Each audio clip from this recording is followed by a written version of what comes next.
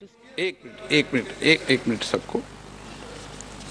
Sir, copy of the motion is as it is. Okay. We don't have the copy of the motion. We don't have the supplementary resolution.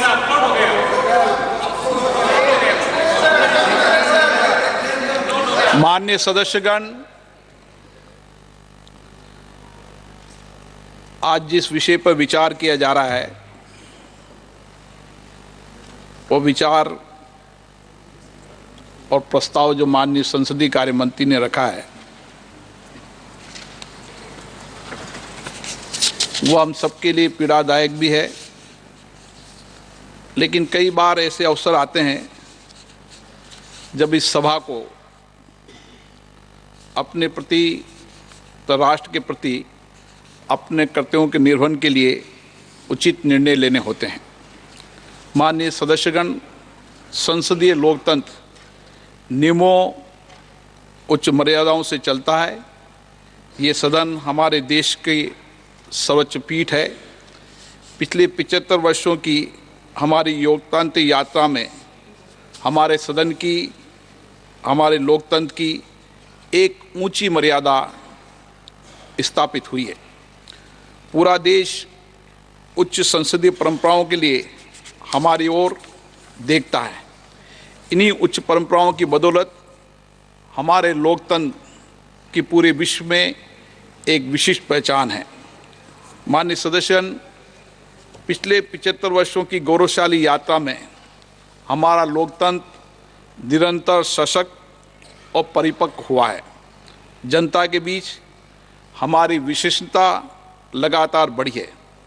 जनता ने हमें इसलिए चुनकर भेजा है कि हम सदन में बैठकर उनके विकास के लिए, उनकी कल्याण के लिए, उनकी आशाओं के लिए, उनकी आकांक्षाओं को इस सदन में बैठकर पूरा कर सकें।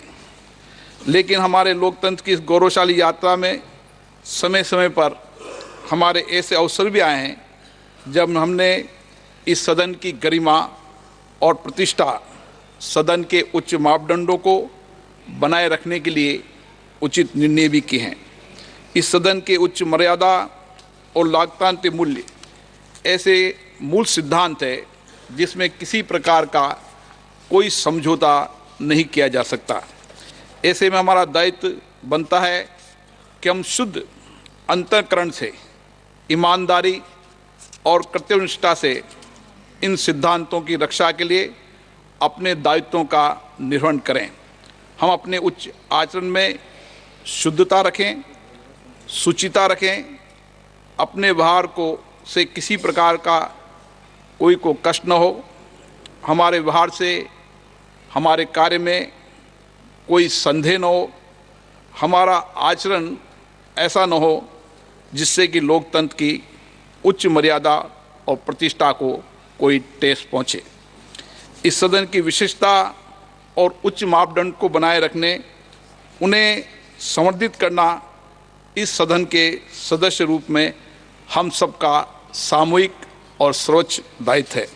माननीय सदस्यगण, मैं समझता हूँ हम सब यहाँ पर जिस बात पर विचार करने जा रहे हैं वह हम सब के सामूहिकता से विचार कर रहे हैं, सहानुभूतिपूर्वक विचार कर रहे हैं, संवेदना के साथ विचार कर रहे हैं। हमें किसी भी सदन में किसी भी सदस्य को, मेरी कोशिश रहती है न मैं सदन से उसको निलंबित करूं, कभी कोई कार्रवाई करूं। मेरी तो यही कोशिश रहती है कि सभी सदस्यों को पर्याप्त अवसर, पर्याप्त समय मिले। समय समय पर मैंने कोशिश भी की कि सदन की मर्यादा बनी रहे और उस मर्यादा बनाने के लिए कुछ कठोर निर्णय भी करने पड़े तो सदन की मर्यादा के लिए करने पड़े।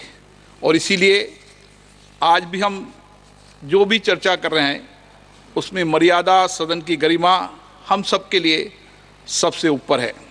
ऐसी परिस्थिति में हम सबको इस सदन के गौरव, सम्मान, नैतिकता और अस्मिता को अक्षुण्ण रखना हम सबकी सामूहिक जिम्मेदारी है। मुझे आशा है इस विषय पर जब हम चर्चा करें तो सदन की मर्यादा, उच्च कोटि की मर्यादा और पूरे देश में इस सदन के प्रति लोगों का विश्वास, भरोसा बना रहे, और व्यक्तिगत रूप से भी जिन लोगों ने हमें चुनकर भेजा है, हम व्यक्तिगत आचरण में भी हमारा व्यवहार ऐसा होना चाहिए कि हम लोकतंत्र की उच्च मर्यादा को कायम रख सकें। मैं नियम 316(e)(2) के विषय पर अधिकतम आधे घंटे की चर्चा की अनुमति देता हूं। माननीय सदस्यों से आग्रह है कि थोड़ा ये टाइम तो बढ़ाइए ना प्लीज। ठीक है, दैट यू कंसीडर। संक्षिप्त आधा में घंटे बात में करें। सब पार्टी बोलना चाहिए। श्री अधीर रंजन चौधरी जी। सर, आपने अपना पीड़ा जताई और ये सुनकर हमें ये यकीन हो रहा है कि कम से कम कोई हमारे साथ रहे या ना रहे, हमारे स्पीकर साहब एक कस्टोडियन की होने के नाते सही दिशा पे सही निर्णय जरूर लेंगे। सर, मैं छोटी सी 2-3 बात कहूँगा क्योंकि हमारे पार्टी की तरफ से मनीष तिवारी जी इस पे अपना बात रखेंगे। सर, मैं ये कहना चाहते हैं कि 12 बजे की बाद आज ये पेपर मतलब ये रिपोर्ट ले हुई है, एथिक्स कमेटी की रिपोर्ट, और 2 बजे के साथ साथ सर अपने इस मुद्दे पे चर्चा शुरू कर दी है। सर, ये पेपर जो हमारे पास रिपोर्ट आए हैं सर, वो दिखाने की मैं कोशिश करूंगा आपको। इसे देखिए, 106 पेजेस है, और सिर्फ यही नहीं, सारे एनेक्स्चर वगैरह कुल मिला के 495 पेजेस है। सर, मुझे ये सवाल करने आता है कि कोई ह्यूमनली मतलब कोई हमारे कोई मेंबर जो भी हो, इतना जल्दी में मतलब 2 घंटे की मोहलत, और ये 2 घंटे भी नहीं हुई है, 12 बजे की बाद यहाँ से निकलना, इसको डाउनलोड करना करते करते आधा घंटा पौने घंटा निकल चुके हैं। फिर सर 406 पेजेस है।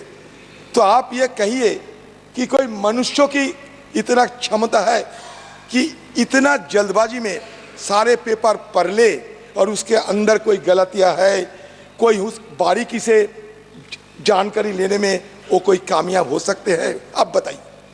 ये मैं सब एक कॉमन सेंस पे आधार पर मैं ये पूछना चाहते हैं।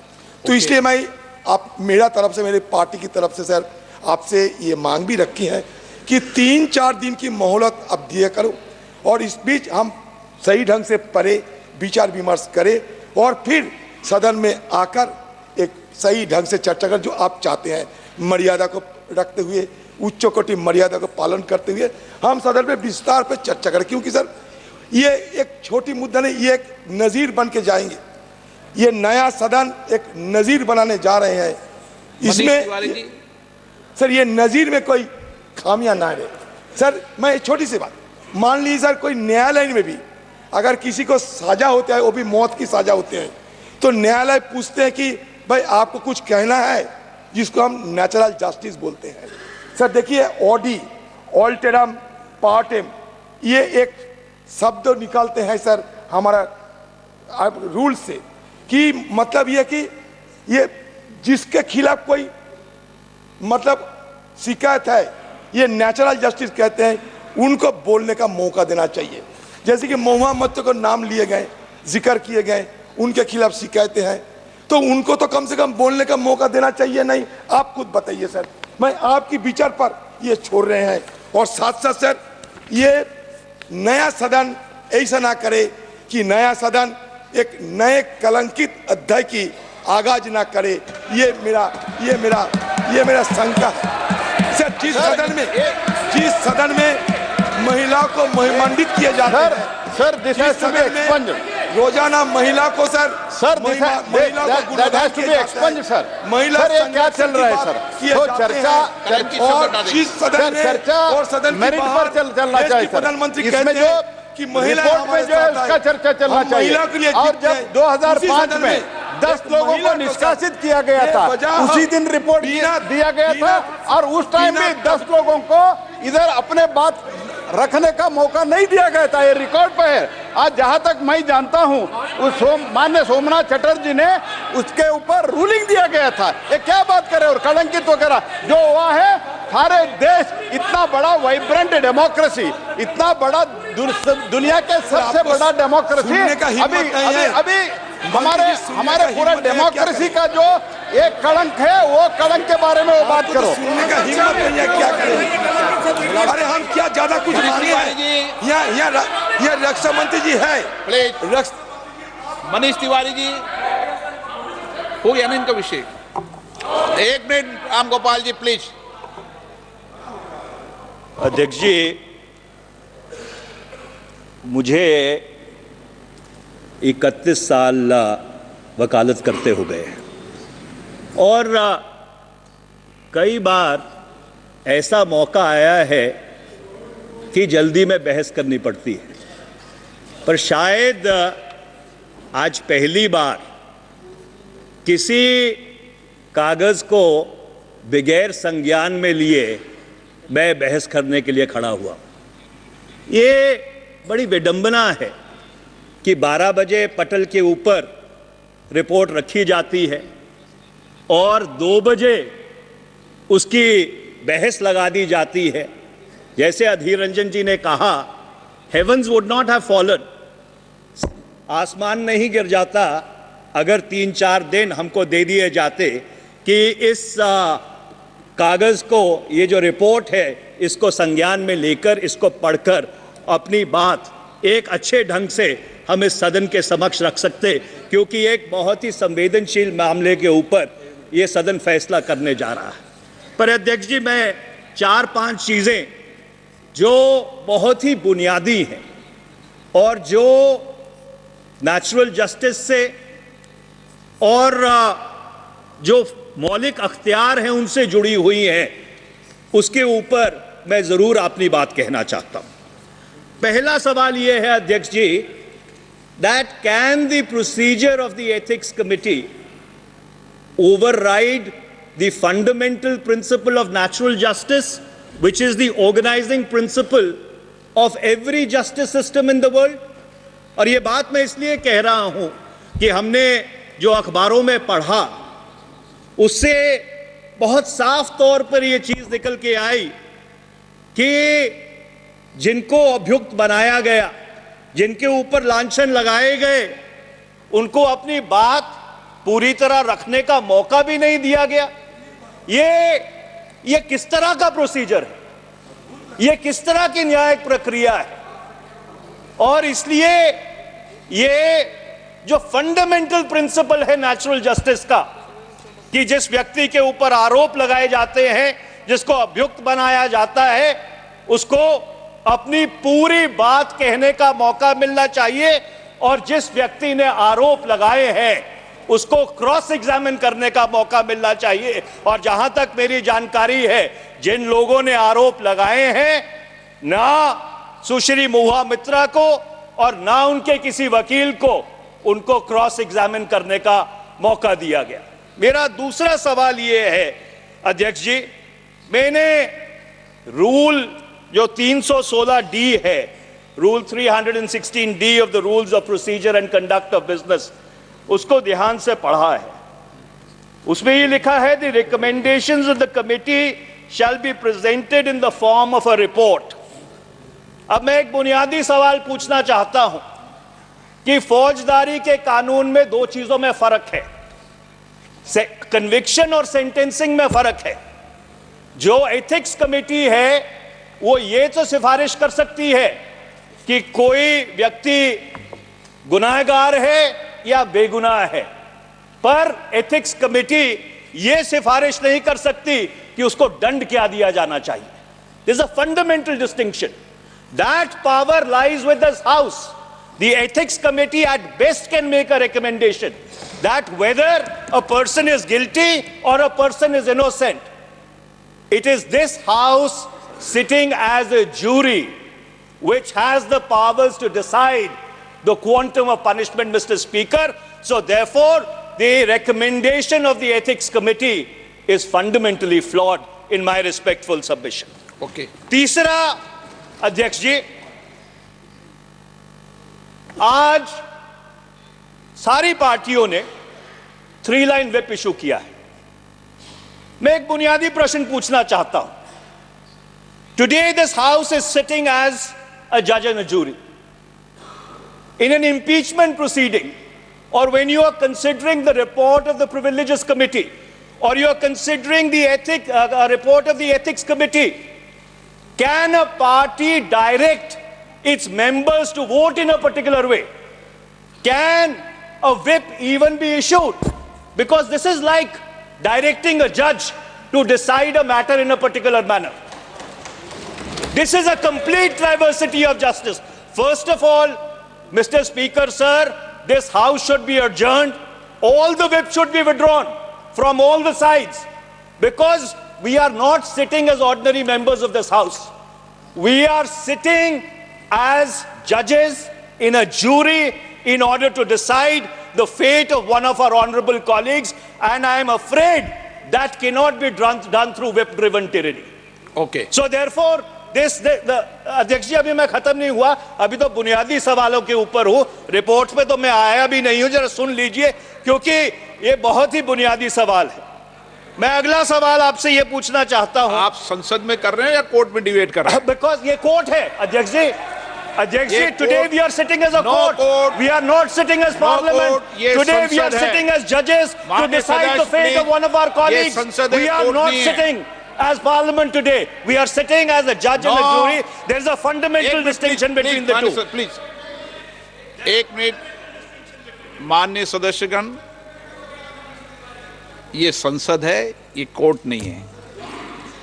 ये आप सीनियर हैं, आप क्या बोल रहे हैं ये आप देखें, आपके बहुत विनम्रता के साथ।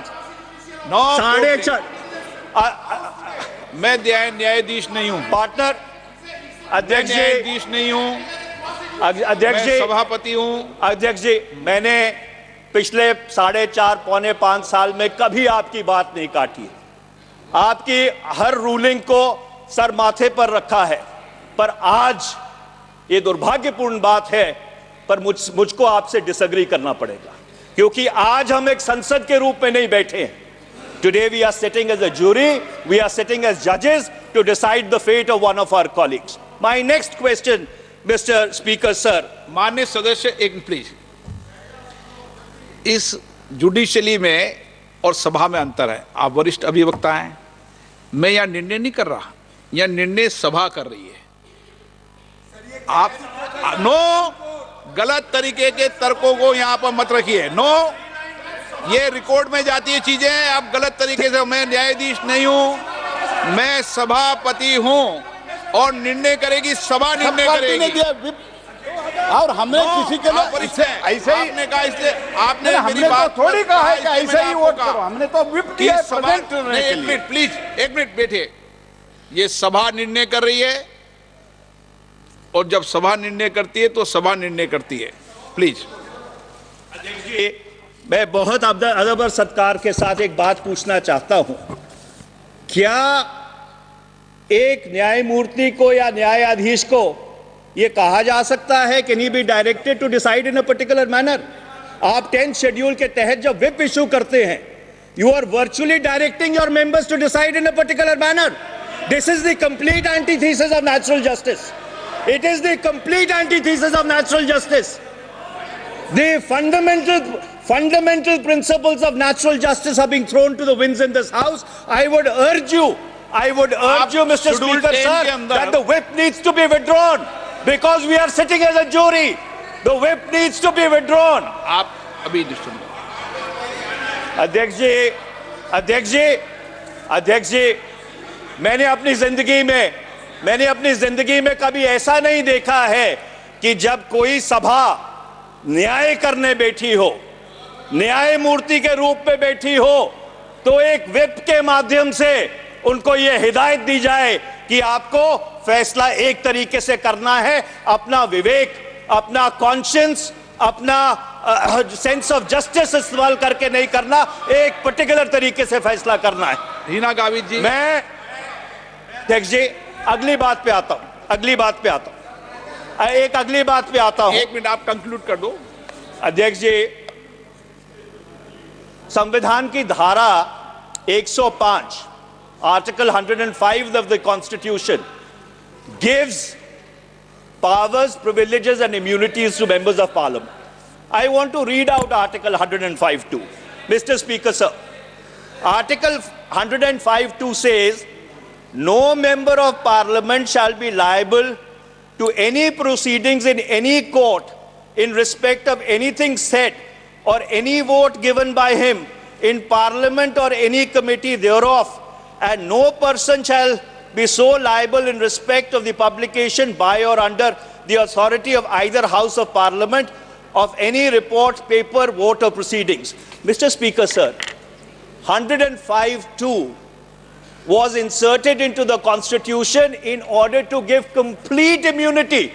I stress the word complete immunity to a member for anything said or done in the House. And he cannot even be, his conduct cannot even be called into question in a court of law. So the question is, when your conduct cannot be called into question in a court of law, can your conduct be called Hina into Gavitt ji. question in this august chamber? Can this...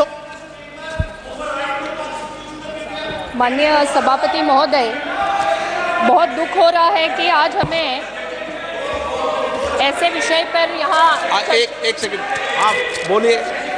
ने दीजिए। अध्यक्ष जी, my humble submission is, can this august house override the founding document of India which has brought this house into existence?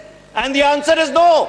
Article 105(2) gives immunity, absolute immunity for anything done in the house. And my last point, Mr. Speaker, sir, when the Supreme Court of India interpreted Article 105(2) in P.V. Narasimha Rao's case, they clearly and absolutely said that anything done in this house, even if it is allegedly actuated by bribery, cannot be called into question in any court of law. So therefore, Mr. Speaker, sir, these proceedings should not have been held, and I would urge you to withdraw. महोदय, बहुत दुख हो रहा है कि आज हमें ऐसे विषय पर यहाँ संसद में चर्चा करनी पड़ रही है।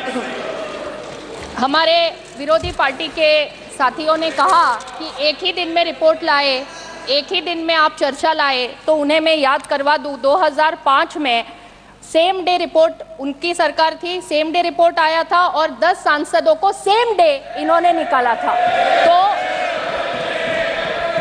तो जो हमें सवाल पूछ रहे हैं, उन्होंने यही 2005 में किया था। अभी सर, ये पहली बार उस समय संविधान की धारा 105 नहीं थी। सर, यहाँ देश में ये कोई पहली बार ऐसे इंसिडेंट नहीं हुआ। 1951-52 में श्री मुदगल जी, जो उस समय माननीय सांसद थे, उन्हें पैसे लेने के आरोप में संसद ने निकाला था। और ये आज जो इंसिडेंट हो रहा है, इससे पहले 13 सांसदों को इसी तरह निकाला गया है। लेकिन आज का ये जो माननीय सांसद महुआ मोइत्रा जी का जो प्रकरण है, ये और पिछले प्रकरणों में ज़मीन आसमान का फ़र्क है। इसमें कंपनी एग्जिस्ट करती है, इसमें बिजनेसमैन एग्जिस्ट करते हैं, और मिस्टर हीरा नंदानी, जिनका नाम रिपोर्ट में आया हुआ है, मैंने तो 2 घंटे में रिपोर्ट पढ़ी है। पता नहीं इतने सब विद्वान यहाँ बैठे हैं, कैसे 2 घंटे में वो रिपोर्ट नहीं पढ़ पाए। मैंने पूरा रिपोर्ट 2 घंटे में पढ़ा, और उसमें मिस्टर हीरा नंदानी जो बिजनेसमैन है, जिनकी कंपनी का इंटरेस्ट है, और जो प्रमुख रूप से 5 सेक्टर्स में उनका इंटरेस्ट है, telecom, shipping, real estate, petroleum और पाइपलाइन। अभी जो माननीय सांसद जिनके विषय पर हम लोग यहाँ चर्चा कर रहे हैं, जब से इस सदन की वो सदस्य बनी है, तब से आज तक उन्होंने 61 क्वेश्चंस पूछे हैं। इस 61 क्वेश्चंस में से 50 प्रश्न उनके इन्हीं 5 सेक्टर्स में इन्हीं मिस्टर हीरा नंदानी से संबंधित विषयों में पूछे गए हैं। और इतना ही नहीं, तो 47 टाइम्स दुबई से इनका अकाउंट लॉगिन हुआ है, ये भी यहाँ रिपोर्ट में है। 6 बार यूके, यूएस, नेपाल यहाँ से अकाउंट लॉगिन होके क्वेश्चंस अपलोड किए गए हैं। और ये चीज़ खुद माननीय सांसद महोदया ने एथिक्स कमेटी के सामने ये एक्सेप्ट किया है कि उनका आईडी और पासवर्ड ये उन्होंने खुद मिस्टर हीरानंदानी को और उनके कंपनी के लोगों को दिया था। तो यहाँ जो नेचुरल जस्टिस की बात कर रहे हैं उन्हें मैं याद करवा दूं कि एथिक्स कमेटी के सामने माननीय सांसद महोदया को पूरा मौका मिला, उनकी बात रखने का मौका मिला। और मिस्टर हीरानंदानी जो इस कंपनी के प्रमुख हैं और जिनके पास से गिफ्ट्स और पैसे लेने के जो आरोप यहाँ पे थे, उसमें मिस्टर हीरानंदानी ने खुद एफिडेविट कर एथिक्स कमेटी को दिया है। और वो जो एफिडेविट उन्होंने किया है वो इंडियन एम्बेसी के डेप्यूटी काउंसलेट जनरल जो दुबई में है उनके सामने शपथ लेकर उन्होंने ये एफिडेविट किया हुआ है। इसी के साथ मैं आपका और पूरे सदन का ध्यान आकर्षित करना चाहूँगी कि यहाँ बार बार जो बात हो रही है कि नेचुरल जस्टिस की, fundamental principle of natural justice की, तो मैं यहाँ बताना चाहूँगी कि अध्यक्ष महोदय, जब हम लोग सांसद बनते हैं, सांसद बनने के बाद हम सबको मेंबर्स पोर्टल पर एक रूल्स के तहत आईडी और पासवर्ड देने का एक फॉर्म मिलता है। हम सभी सांसद, चाहे वो लोकसभा के हो या राज्यसभा के, वो फॉर्म पे साइन करते हैं और उसमें रूल्स में लिखा हुआ है कि हम हमारा आईडी और पासवर्ड किसी को शेयर नहीं कर सकते। ये रूल्स में लिखा है, हर संसद सदस्य उस पर साइन करता है, हम सब ने साइन किया हुआ है। और यहाँ पर जो माननीय सांसद महोदया है उन्होंने तो खुद ये मान्य किया है कि उन्होंने आईडी पासवर्ड दिया, ये पहली बात। दूसरा, एक ही दिन में उनका अकाउंट लॉगिन होता है दिल्ली में, दुबई में, बैंगलोर में और यूएस में। 4 अलग अलग शहरों से यहाँ पे उनका अकाउंट लॉगिन हो रहा है। तो यहाँ नेचुरल जस्टिस की बात कर रहे हैं, आप खुद रूल्स तोड़ रहे हैं। आप माननीय सांसद हैं, आपने खुद एक फॉर्म साइन करके जो चीज़ आपको